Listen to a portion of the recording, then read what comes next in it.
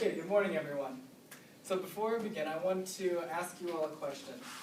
When you look at these three pictures, what do you think they have in common? Jesse, what do you think? What do they have in common? I believe that they have two things in common for each photo. Which is? Or there's just two things in common? There's just two things working together in each photo. Okay, Zach, what do you think? I think they're very weird. They're like abstract. Like who? Like a neck punching himself in the face. And then I don't even know what that middle one is. Look at things. And Yeah. They're very abstract. Yeah, they're very abstract. And one of the interesting things that I'm actually going to talk about today is what they all have in common, and the fact that, or the thing that what they all have in common is none of them would have come about if it wasn't for Impressionism. Impressionism, and what I've been talking about today, which is Claude Monet's painting Sunrise, is what was one of the main key factors of what helped bring about a lot of other art forms and paintings together that helped break the mold, the traditional mold of what people had set for early artwork. It allowed them to create more of what they wanted inside their own artistic creativity rather than what people had wanted them to focus on and create. But in order to understand this, we have to understand a little bit more about the background and the history of what came before Impressionism. And we see here that about 250 years before Impressionism came about, there was the Baroque era, the Neoclassical era, Romanticism, and Realism. And you can see each one of these pictures represents one of those time frames. And as you look, they have a lot of things in common. A lot of the coloring is the same. A lot of the style is the same. A lot of the themes are the same.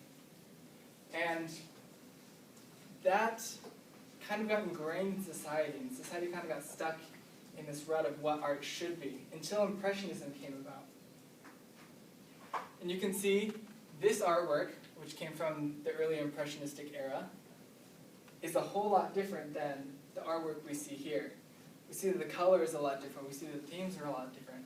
And that's what I want to talk about a little more today. The early Impressionists were criticized for the work that they did. According to Margaret Samu, she says that Louis Leroy was the first one to criticize a lot of the early Impressionistic artwork. And it came about because there was a group of artisans known as the Anonymous Society of Painters, Sculptors, and Printmakers. And they got together to create an art gallery of non-traditional artwork, to express the things that they wanted to express rather than what people wanted to see. And this was the basis for Impressionism. Louis Leroy came about, and he made comments on this painting right here, which is what I'm going to focus on today. Claude Monet's Sunrise. And Louis Leroy accused this artwork of being sketchy and being not finished. And he gave it a distinct name. He said it was very impressionistic, which is how the movement got its name. And this is important because it helps describe how we broke out of that initial realism that we had before. What makes impressionistic artwork so important is the use of colors and the use of strokes the artists tend to use.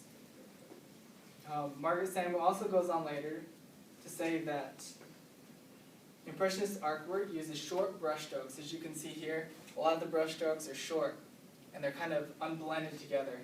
It also uses a lot more of the shadows and highlights in the picture to draw out a lot more expression than was previously done in other art pieces.